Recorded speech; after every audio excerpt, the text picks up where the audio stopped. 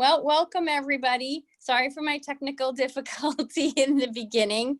I'm Chris Weilman. I'm the Elder Dental Program Coordinator for the Community VNA. We're a nonprofit community-based program. I service 23 communities, and that's in Lower Norfolk County and then a big chunk of Bristol County. We help connect elders to dental care, because I'm sure, as most of you are aware, once you turn 65 and go on Medicare, you don't have a dental component unless you pay an additional fee for dental services under a traditional sort of contract, like a Blue Cross Blue Shield or something like that. So we try to connect elders with dentists that will care for their teeth on a sliding scale fee. So part of my job is to come out and do oral health education. And that's what we're gonna do a little bit of today.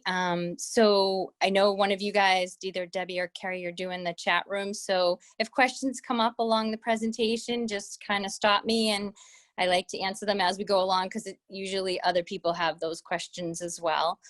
So you can either raise your hand or type it in the chat, and Debbie or Carrie will filter the questions over to me. So I wanted to just start today talking a little bit about gum disease, because that tends to be one of the things that does affect, well, it affects a large majority of the population, but it also affects elders slightly disproportionately because of the medications that some elders are on. They tend to get a drier mouth, and it does affect you for periodontal. So I'm going to try this. I haven't done this. I've normally done these presentations in person. So without having a slideshow, I have my stuff here. Let's see if it does show up backwards on the camera. So I don't know if you can see this. This is a healthy tooth. Then this is the bone right in here. And this is your gum, the pink. And if you're ever at the dental office, let me see if I can get the shine off that.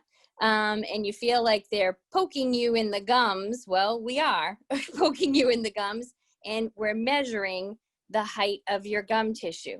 The way I like to explain it to patients is that it's like a turtleneck around the neck of your tooth. And you should have between 1 and 3 millimeters. You can see the little black and silver marks on this probe that goes in your gums. And that it delineates every 3, depends on the probe, but this one's every 3 millimeters. So that's a healthy gum right there. So now I'm gonna just turn the page so we can see when gum disease progresses. And that's generally when you're not getting the bacteria out in between your teeth.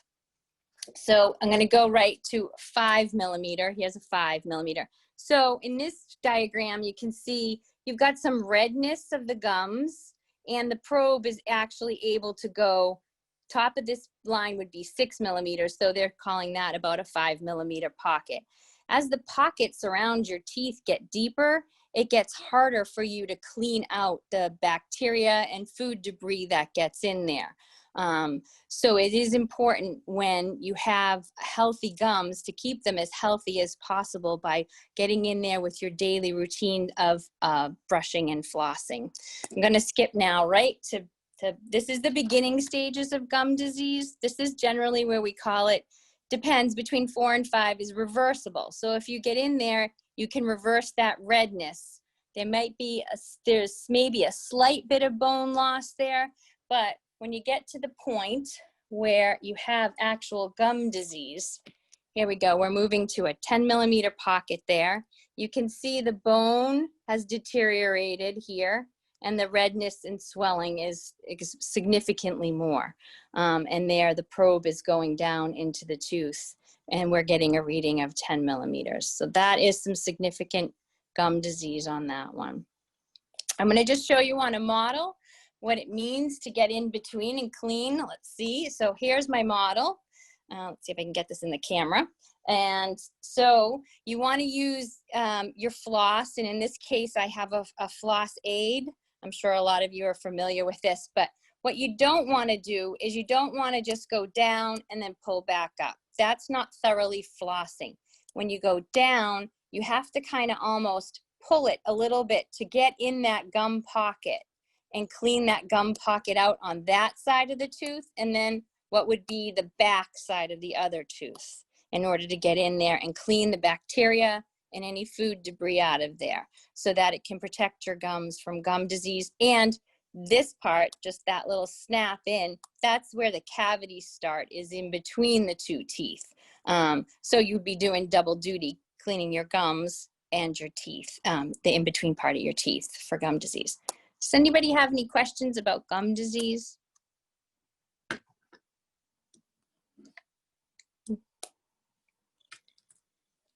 No?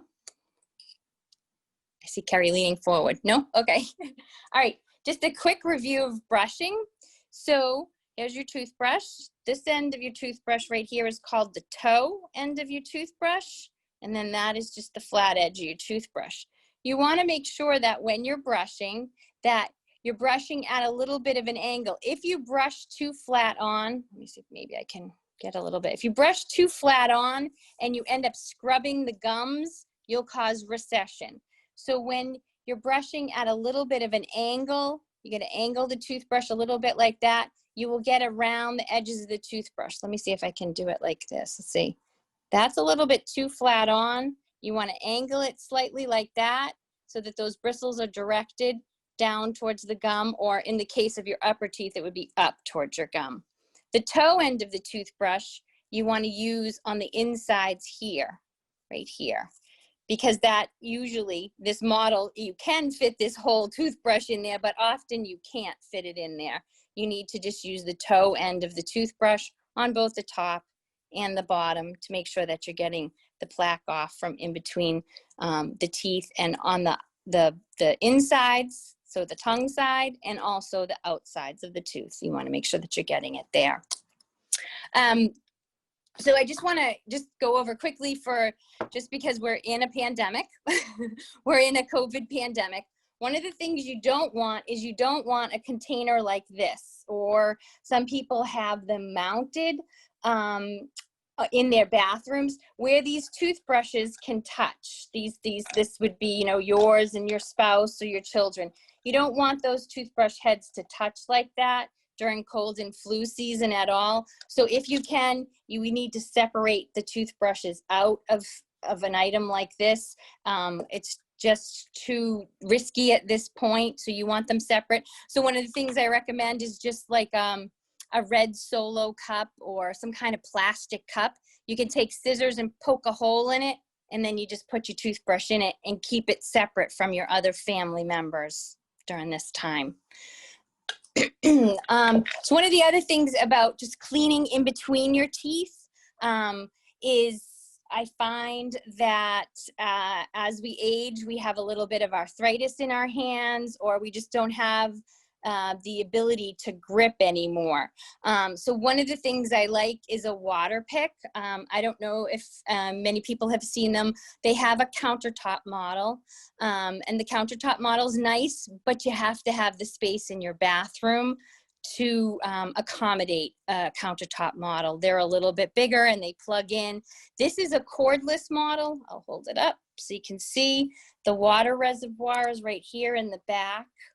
It's a magnetic, it recharges right here on this.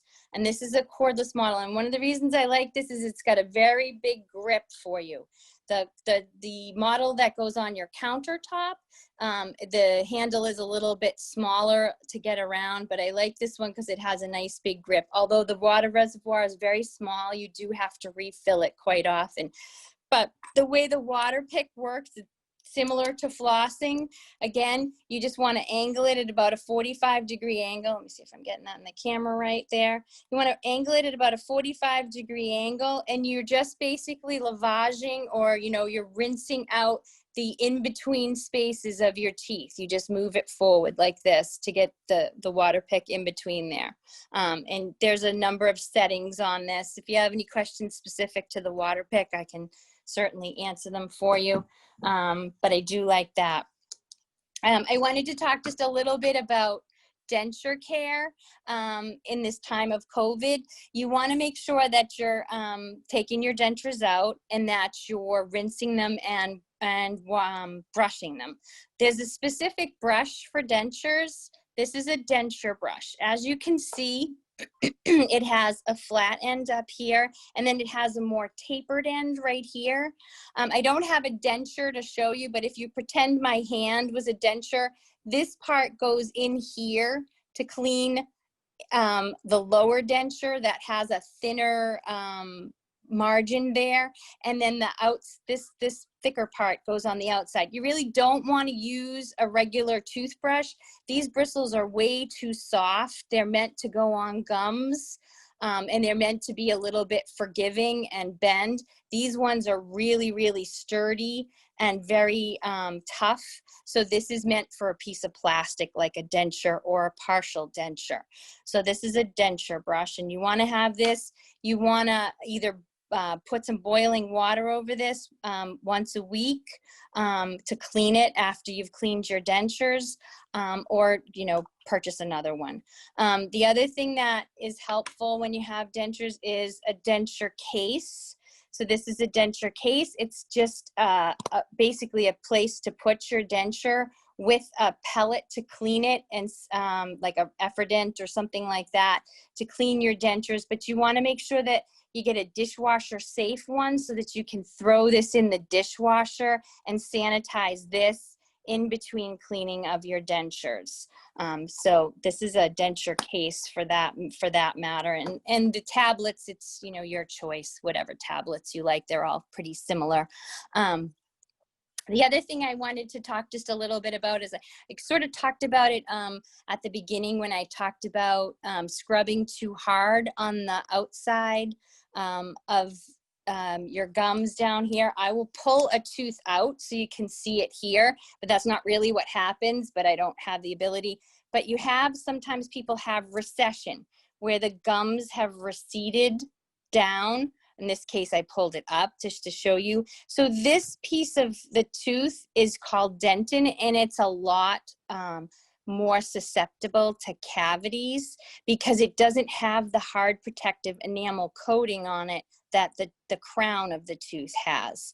So one of the things that you can do, here's, I'm gonna try to get this picture in here so you can see. Okay, so there's some recession, and you can see the black dot on the forward aspect of that tooth. That's decay right on the edge there. So some of the things that you can do besides good oral health, you know, keeping it clean and brushed and flossed, is a fluoride varnish can be placed there by a practitioner. Sometimes people get little white fillings down there, but it is something to be aware of because it does decay so much faster than the enamel part of the tooth. So does anybody have any questions? I see Carrie's going for something. Nope. All right. I'm just monitoring our chat, making sure. Okay. So I wanted to just tell you a little bit more about the program. That's pretty much the oral health stuff that I can do via Zoom, as I have all my little things here. So I wanted to tell you a little bit more about the program. So there is an application to fill out to come into the program. There's income eligibility for it. Both Carrie and Debbie have my forms and the income, the maximum amounts of the income that you can have. And assets that you can have. And then once your application is processed, you're either accepted or denied. And then let's hope you're accepted.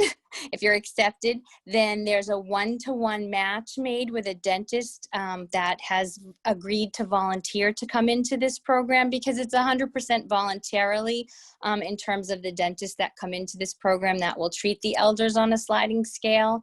And I feel like I said about a million times, but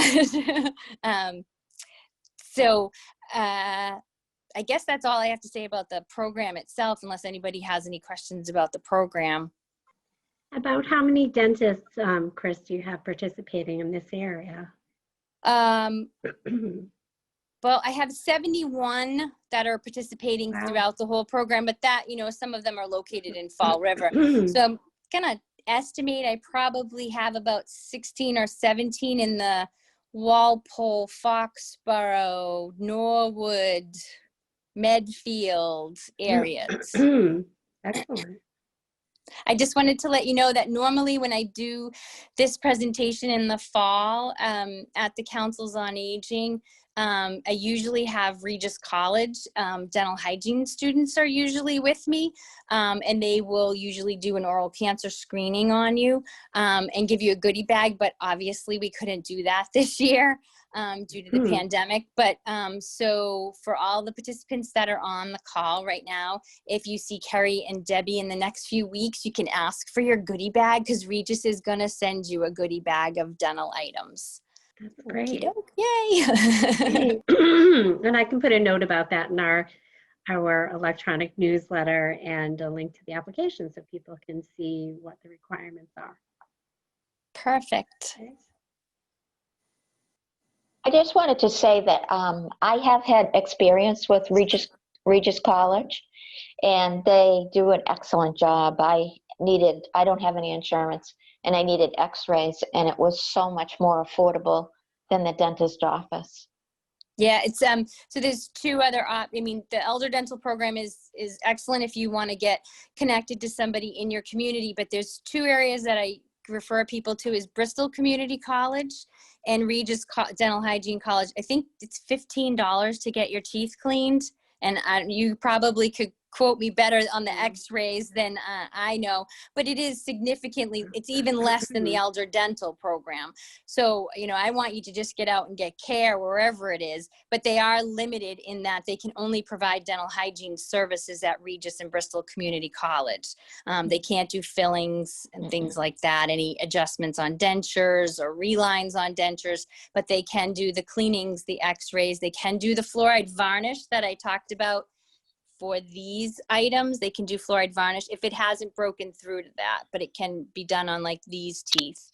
They can do that at Regis or Bristol Community College. I'm glad you had a good experience at Regis. It is. I did. It's a nice campus. It is. Well, thank you so much, Chris. I wish we could see you in person, but this is Me too, and I wish I feel like I wish I could have been there. It just seems to go a little easier, especially getting in. You did great. You did great. We're used to technical challenges. We all. All right. Well, thank you for having me at the Walpole Council on Thank you. Aging. Bye. Bye. Thank you. Bye, Chris. Thank you. Bye.